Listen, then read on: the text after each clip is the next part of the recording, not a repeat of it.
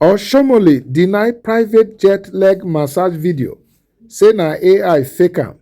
Nigerians don dey react. My pipo, CenokMedia don land again with correct update wey don scatter social media since yesterday. As you dey see me so, dis one na the kind gist wey go make you pause and ask yourself, wait o, wetin really happen for here? Because na Senator Adams Oshiomhole matter be dis, former Edo State Governor, former Labour leader, and now senator wey represent Edo North. Now, one video wey don go viral na inside private jet dem record am, and for the video, pipo dey claim say dem see Oshiomhole as e dey massage one lady leg. Yes, leg massage inside private jet. And as Nigerians see am, social media just burst. Everybody begin dey ask questions. Some dey laugh, some vex, some shock, some begin drag politician lifestyle. But as the matter dey hot, Oshiomhole camp don quickly come outside talk say no be him. And no be only no be me, dem still add say na AI generate am. My pipo, make we break dis matter down small small. Wetin start the whole matter? According to report wey dey move around, the video first show Tuesday, and for that clip, you go see person wey resemble Oshiomhole very well. The environment too resemble private jet setting, and the action wey dey inside na leg massage.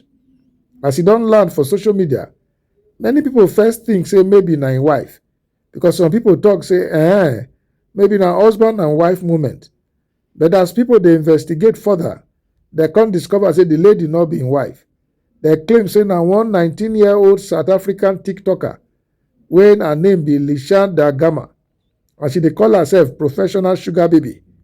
My people, na that part come make the matter burst pass normal, because immediately Nigerians hear that kind identity, you know how Nigerian internet dey be. Everybody just begin add their own theory. Why dis video dey pain people? See make we not pretend. If na ordinary person, leg massage no be crime. But the reason why dis one dey shake table be say na public figure, na senator, inside private jet. The lady no be im wife, allegedly. The age of the lady come raise the eyebrow for many people. So the optics bad. And for Nigeria, once optics bad, explanations go hard, because people no dey wait for full story before dem conclude. Oshiomhole response na AI. Na Oshiomhole media office no waste time. Dem come out say dis video no be original, no be real. Dem claim say na AI generated content, and say na poorly scripted clip wey dem manufacture just to spoil the senator name. Dem even talk say the aim na to make Nigerians hate am and see am as bad person. My people, na serious offense be that o, because once person talk say na AI, e don turn the matter to another conversation entirely. The big question now be, AI fit really do dis kind thing? Make we reason am. AI don reach level wey e fit generate face swap, voice cloning, deep fake video, edited clips, full fake scenes. Even these days, person fit sit down for phone or laptop, take your picture, and create video wey you never do in your life. And na why people dey fear dis AI matter, because e go hard to know wetin be truth and wetin be lie. But still, as Nigerians dey hear na AI, some people believe am, some people no believe am at all. Nigerians don split into two groups. For online, two sides don show. Group 1 na setup. Dis group dey talk say dis one na setup, na enemy use AI cook am. Dem dey argue say why person go record am so clear, why the angle dey too direct, why e look staged. Some even dey point say private jet no be ordinary place. So how e take happen say video just come out so? Dem believe say na political attack. The second group, abeg no talk AI. Dis second group no gree at all. Dem talk say every time scandal show, na AI una go talk. Dem say na normal PRO style. Deny am, blame technology, shift attention. Some even dey ask, if na AI, why the lady post am for her page? How una take sure say na fake? So the argument just dey fly left and right. Political angle, who go benefit? My people, Nigerian politics not dey ever pure. Once scandal land, first question wey people go ask be who stands to gain? Because for Nigeria, many scandals not just drop from sky. Sometimes na rival camp, internal fight, party enemies, and personal beef. Now Oshiomhole na APC man, and he don talk plenty things before wey cause reactions. So if video come out now, some people fit see am as dem wan weaken im credibility. But again, nobody don show hard evidence to prove who create the video. Why dis story big pass leg massage? Make I tell you the truth. Dis story not big because of massage alone. E big because e represent bigger issue: public trust, leadership standards, social media speed, AI manipulation, celebrity lifestyle versus common man suffering.